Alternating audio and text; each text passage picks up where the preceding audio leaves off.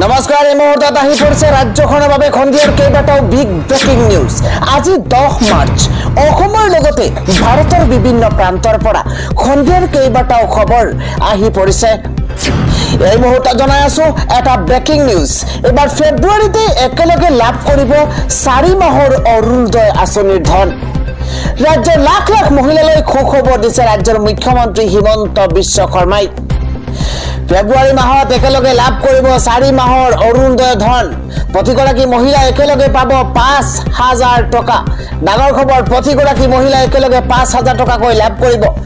বিধানসভা নিৰ্বাচনৰ পূৰ্বে এই ধন লাভ কৰিব ৰাজ্যৰ প্ৰতিগৰাকী মহিলাই। নিৰ্বাচন আয়োগৰ নীতি অনুসৰি আঁচনিৰ ধনৰ অনুমতি নাপালে চৰকাৰে মুকলি কৰিব এই ধন। বিধানসভা নিৰ্বাচনৰ সময়তে আঁচনিৰ ধন প্ৰদান কৰিবলৈ অনুমতি নিদিলে লোৱা হ'ব এই ব্যৱস্থা। ফেব্ৰুৱাৰী, মাৰ্চ, এপ্ৰিল, মে মাহৰ ধন একেলগে লাভ কৰিব হিতাধিকাৰীয়ে। আৰু বাজেট দাখিলৰ পাছতে মুখ্যমন্ত্ৰীয়ে কৰিছে আনুষ্ঠানিকভাৱে ঘোষণা। আন এটা খবৰ হৈছে আজি দাখিল কৰা হৈছে 2025-26 বৰ্ষৰ বিত্তীয় বাজেট। আৰু এই বাজেটক লৈ বাজেট দাখিল কৰাৰ পূৰ্বে অখিল গগৈয়ে কেতবোৰ বিস্ফোৰক মন্তব্য কৰিছে। আমি জনাই আছো এটা বিশেষ খবৰ। অখিল গগৈয়ে কয় যে এই বাজেটৰ পৰা পাবলগীয়া একোৱে নাই। অসম চৰকাৰৰ এই বাজেটক লৈ ডাঙৰ মন্তব্য অখিলৰ। অখিল গগৈয়ে কৈছে এই বাজেটৰ পৰা পাবলগীয়া একো নাই। এই বাজেটক লৈ মোৰ কোনো আগ্ৰহ নাই। এই কাণেৰে শুনিম, এই কাণেৰে উলিয়াই দিম। বহিব লাগে কাৰণে বহি থাকিম। বাজেট দাখিলৰ পূৰ্বে অখিল গগৈৰ এই ডাঙৰ মন্তব্য। এতিয়া শুনক, 2025-26 বৰ্ষৰ বিত্তীয় বাজেটত আজি 30টাকৈ ডাঙৰ ঘোষণা কৰা হৈছে। এই 30টা ঘোষণা কি আমি প্ৰতিটো তথ্য এই মুহূৰ্তত জনোৱাৰ চেষ্টা কৰিছো। এটা বিশেষ খবৰ, এইবাৰ বাজেটত 30টাকৈ বৃহৎ ঘোষণা কৰা হৈছে। আৰু তাৰ ভিতৰত প্ৰথমটো হৈছে এছিয় উন্নয়নী বেংকৰ বিত্তীয় সাহায্যৰে জাগিৰোড আৰু পলাশবাৰীত এক বৃহৎ টাউনশ্বিপ প্ৰকল্পৰ নিৰ্মাণৰ প্ৰস্তাৱ এই বাজেটত। ইয়াৰ বাবে 8,000 কোটি টকাৰ এক প্ৰকল্প ৰূপায়ণৰ চিন্তা চৰ্চা কৰা হৈছে। বাজেটত দ্বিতীয় ঘোষণা কৰা হৈছে ৰাজ্যত ঔদ্যোগিক ভূমি বেংক গঢ়ি তোলাৰ কথা বাজেটত ঘোষণা কৰা হৈছে। 3,100 একৰ আবণ্টনযোগ্য ভূমিসহ 6,501 ঔদ্যোগিক ভূমি আছে। এই সকলোবোৰক লৈ 11,660 একৰ ভূমি উন্নয়ন সাধন কৰাৰ লক্ষ্য। 3 নম্বৰ বাজেটত ঘোষণা কৰা হৈছে অসমত শক্তিশালী ঔদ্যোগিক পৰিৱেশ গঢ়ি তোলাৰ বাবেই 2025-26 বিত্তীয় বৰ্ষৰ বাজেটত 2,000 কোটিতকৈও অধিক টকাৰ আবণ্টন। চতুৰ্থতে 4 নম্বৰ মানুহ আৰু বন্যপ্ৰাণীৰ সংঘাত মৃত্যু হোৱা লোকৰ পৰিয়াললৈ এককালীন সাহায্যৰ পৰিমাণ 4 লাখৰ পৰা 5 লাখলৈ বৃদ্ধি কৰা হৈছে। বন্যজন্তুৰ উপদ্ৰৱৰ ফলত শস্য নষ্ট হলে ইয়াৰ ক্ষতিপূৰণ 7,500 টকাৰ পৰা 8,000 টকালৈ বৃদ্ধি। 5 নম্বৰত কোৱা হৈছে কাজিৰঙাত পুৰণি জিপচি স্থানত নতুন বৈদ্যুতিক বাহন অনা হ'ব। ইয়াৰ বাবে 20 কোটি টকা ধাৰ্য কৰিছে বাজেটত। 6 নম্বৰ ঘোষণা বাজেটত শ্ৰীমন্ত শংকৰদেৱ কলাক্ষেত্ৰলৈ বাৰ্ষিক কিস্তিত 100 কোটি টকাৰ এককালীন অনুদানৰ ঘোষণা বাজেটত। 7 নম্বৰ 30টাৰ ভিতৰত 7 নম্বৰ ঘোষণা কৰা হৈছে ডক্টৰ ভূপেন হাজৰিকা আঞ্চলিক চৰকাৰী চলচ্চিত্ৰ আৰু দূৰদৰ্শন প্ৰতিষ্ঠানক এবছৰৰ ভিতৰতে ডিপ্ল'মা পৰ্যায়ৰ পৰা স্নাতক পৰ্যায়লৈ উন্নতিকৰণৰ সিদ্ধান্ত। আমি জনাই গৈছো বাজেটত কি ঘোষণা কৰা হৈছে। 30টাৰ ভিতৰত 8 নম্বৰ হৈছে অসমৰ সকলো জিলা সদৰত সাহিত্য ৰথী লক্ষ্মীনাথ বেজবৰুৱা ভৱন নামেৰে বহুমুখী সাংস্কৃতিক প্ৰকল্প নিৰ্মাণৰ প্ৰস্তাৱ। 35খন জিলাত 700 কোটি টকাৰ ভিতৰতে 12খন জিলাৰ বাবে 240 কোটি টকাৰ এই বাজেটত আবণ্টন জনোৱা হৈছে। ৰাজ্যখনৰ জিকিৰ আৰু জাৰিসমূহ থলুৱা ভাষালৈ অনুবাদ কৰাৰ সিদ্ধান্ত। আনন্দৰাম বৰুৱা কলা ভাষা কলা সংস্কৃতি সংস্থাই এই গুৰু দায়িত্ব বহন কৰিব। 10 নম্বৰ ঘোষণা কৰিছে জ্যোতি চিত্ৰবনৰ কৰ্মচাৰীসকলৰ প্ৰাদেশিকৰণৰ সিদ্ধান্ত। জ্যোতি চিত্ৰবনৰ সমাজৰ উন্নীতকৰণৰ বাবে 40 জনীয়া সমিতি গঠন কৰা হৈছে। 11 নম্বৰ ঘোষণা বাজেটত মাজুলী সাংস্কৃতিক বিশ্ববিদ্যালয়লৈ গৱেষণামূলক কাম-কাজৰ বাবে 50 কোটি টকাৰ আবণ্টনৰ ঘোষণা বাজেটত 12 নম্বৰ কোচবিহাৰ মধুপুৰ ক্ষেত্ৰৰ সংৰক্ষণৰ বাবে ৰাজ্য চৰকাৰৰ 50 কোটি টকীয়া প্ৰকল্প গ্ৰহণ এই ক্ষেত্ৰখনক ঐতিহ্য ক্ষেত্ৰ হিচাপে ঘোষণা কৰাৰ বাবে ৰাজ্য চৰকাৰে কেন্দ্ৰীয় চৰকাৰক অনুৰোধ জনাব 13 নম্বৰ 2025 বৰ্ষৰ 14 এপ্ৰিলৰ পৰা অসম চৰকাৰৰ সকলো চৰকাৰী নিৰ্দেশ অসমীয়া অনুবাদ বাধ্যতামূলক 14 নম্বৰ কোৱা হৈছে 2025-26 বিত্তীয় বাজেটত অসমৰ অৰুণোদয় আঁচনিৰ হিতাধিকাৰীৰ সংখ্যা 37.02 লাখলৈ বৃদ্ধিৰ সিদ্ধান্ত এই আঁচনিৰ বাবে 5,000 কোটি টকাৰ আছুতীয়াকৈ ধাৰ্য কৰা হৈছে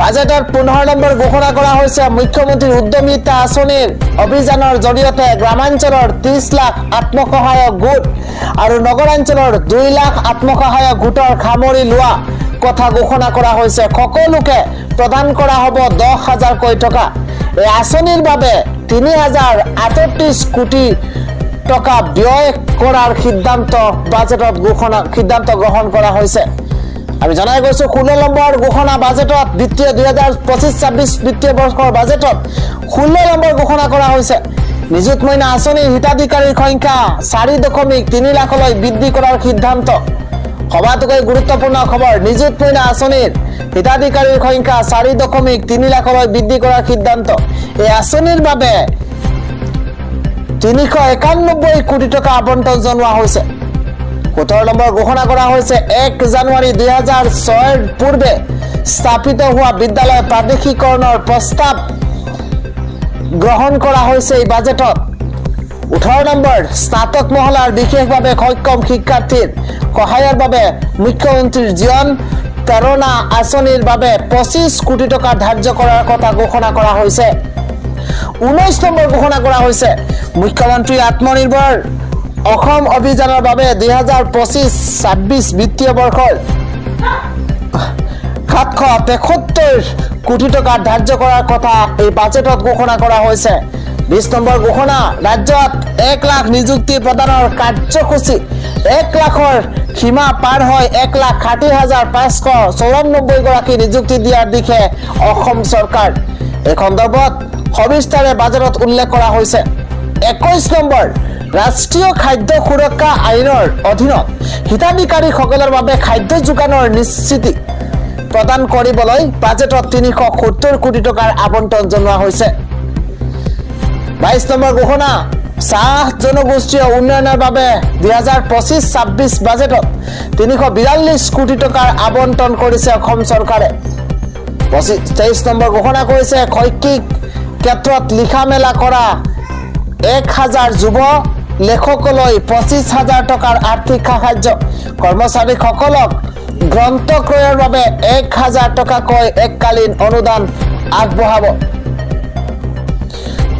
24 নম্বৰ ঘোষণা কৰা হৈছে অসম দৰ্শনৰ অধীনত ধৰ্মীয় অনুষ্ঠানৰ উন্নতকৰণৰ বাবে এই বাজেটত ধাৰ্য কৰা হৈছে 420 কোটি টকা 2025 31 মাৰ্চৰ পূৰ্বে ইয়াৰ প্ৰথম কিস্তিৰ ধন মুকলি কৰাৰ কথা ঘোষণা কৰা হৈছে প্ৰতি মাহত 25 নম্বৰ প্ৰতি মাহত 120 ইউনিট বিদ্যুৎ খৰচ কৰা জীৱন ধাৰা আৰু ঘৰুৱা শ্ৰেণীৰ গ্ৰাহকসকলক প্ৰতিটো ইউনিটত 1 টকাকৈ হ্ৰাস পাব ইয়াৰ বাবে 300 কোটি টকাৰ ৰাজ সাহায্য ঘোষণা বাজেটত মুখ্যমন্ত্ৰীৰ উৎকৰ্ষ যোজনাৰ অধীনত 500টা কৃষক উৎপাদক সংস্থাক 10 লাখ কোটি টকা প্ৰদান কৰা হ'ব ইয়া 26 নম্বৰ ঘোষণা তাৰোপৰি প্ৰতি কুইণ্টেল ধানত 250 টকা প্ৰতি কুইণ্টেল সৰিয়হত 500 টকা চৰকাৰী সাহায্য প্ৰদান কৰা হ'ব জনাই গৈছো 27 নম্বৰ ঘোষণা এক জিলা এক পথ আঁচনিৰ জৰিয়তে প্ৰতিখন জিলাতে 25 কিলোমিটাৰ পথ নিৰ্মাণ কৰা হ'ব শিলচৰত এখন উৰণ সেতু নিৰ্মাণ কৰা হ'ব ডিব্ৰুগড়ত নিৰ্মাণ কৰা হ'ব বিধায়কৰ হোষ্টেল আৰু দ্বিতীয় ৰাজধানী হিচাপে গঢ়ি তোলা হ'ব ডিব্ৰুগড়ক 28 নম্বৰ ঘোষণা দশম আৰক্ষী বেটেলিয়নৰ চাউনি গুৱাহাটীৰ পৰা সোণাপুৰৰ কচুতলিলৈ স্থানান্তৰ কৰা হ'ব কাৰ্বি আংলঙক সৈনিক স্কুল কৃষি মহাবিদ্যালয় পশু চিকিৎসা মহাবিদ্যালয় ৰংমহলত নিৰ্মাণ কৰা হ'ব নতুন উচ্চ ন্যায়ালয়ৰ ভ্ৰমণ ইয়াৰ বাবে 405 কোটি টকা ধাৰ্য কৰা হৈছে 29 নম্বৰ ঘোষণা অসম বিশ্ববিদ্যালয় শিলচৰৰ মূল চৌহদ আৰু তেজপুৰ বিশ্ববিদ্যালয়ৰ ক্ৰমে লক্ষ্মীনাথ বেজবৰুৱা পদ্মনাথ গোহাঁই বৰুৱাৰ নামত অসমীয়া ভাষা মুকলি আৰু শেষৰটো ঘোষণা 30 নম্বৰ বাজাৰত ঘোষণা কৰা হৈছে 2025 এপ্ৰিলৰ পৰা সকলো বিদ্যালয়তে অষ্টম শ্ৰেণীলৈকে অসম ইতিহাস বিষয়টো বাধ্যতামূলক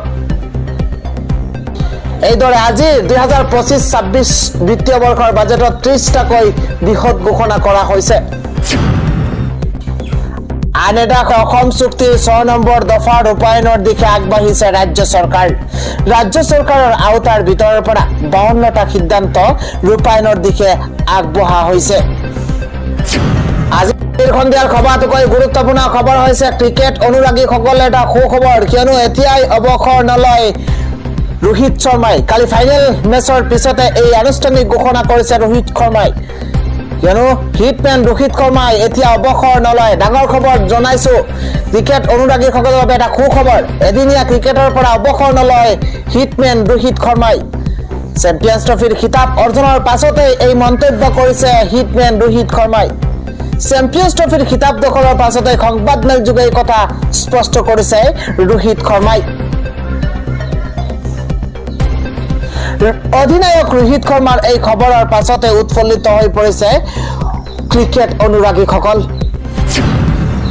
আনেদা ডাঙৰ খবৰ হৈছে আজি বিধানসভাত ৰাইডাৰ ননীৰ প্ৰসংগ আহি পৰিছে বিধানসভাৰ ৰাইডাৰ ননীৰ প্ৰসংগ বিধানসভাৰ মজিয়াত বাইক উদ্ধাৰ কৰাৰ বাবে অসম আৰক্ষীক ধন্যবাদ জ্ঞাপন কৰা হৈছে ৰাইডাৰ ননীৰ বাইক চুৰি কাণ্ডৰ পিছতে পুনৰ এতিয়া বিধানসভাৰ মজিয়াত ৰাইডাৰ ননীৰ প্ৰসংগ কিয়নো বিধানসভাৰ মজিয়াত ৰাইডাৰ ননীৰ যি বাইক উদ্ধাৰ কৰা হৈছে সেই বাইকৰ প্ৰসংগক লৈ আলোচনা কৰা হৈছে বাইক উদ্ধাৰ কৰা হৈছে অৱশেষত ৰাইডাৰ ননীৰ আৰক্ষীৰ জালত পৰিছে দুজনকৈ দুৰ্দান্ত চোৰ আৰক্ষীৰ জালত ফিৰোজ আলী আশৰাফুল দেৱান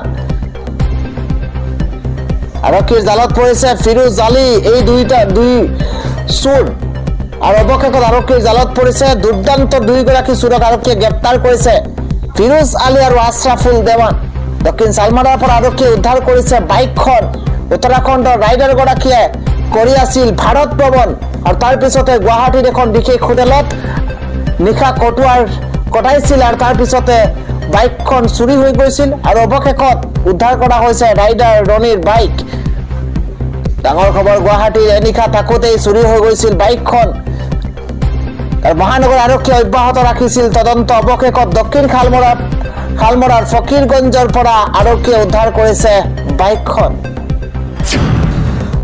পৰৱৰ্তী ডাঙৰ খবৰ হৈছে ডনাল্ড ট্ৰাম্পক শেষ সকিয়নি এইবাৰ যোগগুৰু ৰামদেৱৰ ডনাল্ড ট্ৰাম্পক সকিয়নি যোগগুৰু ৰামদেৱৰ ডনাল্ড ট্ৰাম্পক সকিয়নি দিছে ট্ৰাম্পে অধিক শুল্ক আৰোপ কৰাৰ পাছতে জাঙুৰ খাই উঠিছে ৰামদেৱ ডাঙৰ খবৰ ডনাল্ড ট্ৰাম্পক শুল্ক কন্ট্ৰাক্টবাদী আখ্যা দিছে ৰামদেৱে দৰিদ্ৰ আৰু উন্নয়নশীল দেশলৈ ভাবুকি সৃষ্টি কৰিছে বুলিও আলোচনা বিশ্বত অৰ্থনৈতিক কন্ট্ৰাক্টবাদ সৃষ্টি কৰিছে বুলি মন্তব্য ৰামদেৱৰ বিশ্বক এক পৃথক যুগলৈ লৈ গৈছে ডনাল্ড ট্ৰাম্পৰ সিদ্ধান্ত সলনি নকৰিলে ভাৰতে প্ৰত্যুত্তৰ দিব বুলি সকিয়নি ঔদ্যোগিক বাণিজ্যৰ জৰিয়তে ট্ৰাম্পক শিক্ষা দিম বুলি ক'লে ৰামদেৱে ভাৰতক লৈ ট্ৰাম্পৰ কঠোৰ সিদ্ধান্তত প্ৰথমবাৰলৈ থিয় দিছে ৰামদেৱে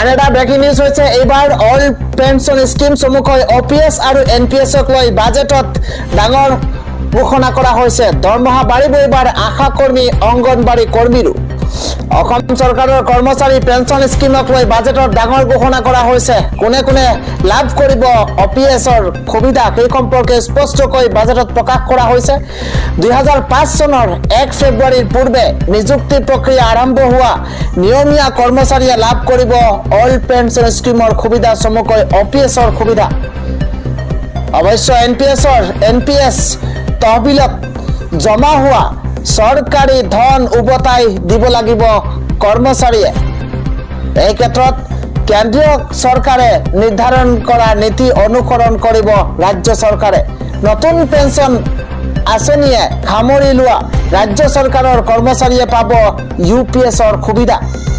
UPS পেঞ্চন নীতিয়ে সামৰি ল'ব ৰাজ্যৰ 2 লাখ কৰ্মচাৰীক। অসম চৰকাৰৰ অধীনত কৰ্মৰত কৰ্মচাৰীয়ে লাভ কৰিব আয়ুষ্মান অসম মুখ্যমন্ত্ৰী লোকসেৱক আৰোগ্য যোজনাৰ সুবিধা। ৰাজ্যৰ চৰকাৰী hospital Assam cancer care foundation কেন্দ্ৰ বি বৰুৱা কৰ্কট প্ৰতিষ্ঠানত নগদবিহীন চিকিৎসা সেৱা লাভ কৰিব। আশাকৰ্মী ৰান্ধনী অংগনবাড়ী কৰ্মীৰ দৰমহা বৃদ্ধিৰ বিষয়লৈও বাজেটত আলোচনা। এইসকল কৰ্মচাৰীয়ে পাৰিতোষিক 1 অক্টোবৰৰ পৰা বৃদ্ধি কৰাৰ সিদ্ধান্ত গ্ৰহণ কৰা হৈছে। তেওঁলোকক এককালীন সাহায্য প্ৰদান কৰা হ'ব। নিৰ্দিষ্ট বেতন মাষ্টাৰৰুলত কৰ্মৰত লোকে মাহিলী ঘৰ ভাড়াৰ 50% চৰকাৰৰ পৰা লাভ কৰিব। সন্ধিয়াৰ পৰৱৰ্তী ডাঙৰ খবৰ হৈছে ৰেচন কাৰ্ডৰ গৰাকীৰ বাবে নতুন খবৰ। এইবাৰ ৰেচন কাৰ্ডত লাভ কৰিব দাইল, চেনি আৰু নিমখ। চাউল, দাইল, চেনি আৰু নিমখ। ডাঙৰ খবৰ ৰেচন কাৰ্ডৰ হিতাধিকাৰীসকলৰ বাবে ডাঙৰ খবৰ দিছে মুখ্যমন্ত্ৰী হিমন্ত বিশ্ব শৰ্মা চৰকাৰে। ৰেচন কাৰ্ডৰ হিতাধিকাৰীয়ে পাব চাউলৰ লগতে দাইল, চেনি আৰু নিমখ। এই মুহূৰ্তত ডাঙৰ খবৰ জনোৱাৰ চেষ্টা কৰিছো। ৰেচন কাৰ্ডৰ বাবে সবাতোকৈ গুৰুত্বপূৰ্ণ খবৰ। ৰেচন কাৰ্ডৰ হিতাধিকাৰীয়ে পাব চাউল, দাইল, চেনি লগতে নিমখ। প্ৰতি কিলোগ্ৰাম মচুৰ দাইলত 25 টকা, 20 টকাতেই পাব প্ৰতি কিলো চেনি আৰু 10 টকাতেই পাব 1 কেজি নিমখ। প্ৰতি সামগ্ৰীৰ মূল্য অনুসৰি পৃথক পৃথক হ'ব ৰাজ সাহায্য। ডাঙৰ খবৰ এই মুহূৰ্তত ভাল খবৰ। প্ৰতি সামগ্ৰীৰ মূল্য অনুসৰি পৃথক পৃথক হ'ব ৰাজ সাহায্য। সুলভ মূল্যৰ দোকানলৈও কমিশ্যন আৰু পৰিবহণ ব্যয়ো আদায় দিব চৰকাৰে। ৰেচন কাৰ্ডৰ হিতাধিকাৰীসকলৰ ডাঙৰ ঘোষণা কৰিছে হিমন্ত বিশ্ব শৰ্মা চৰকাৰে।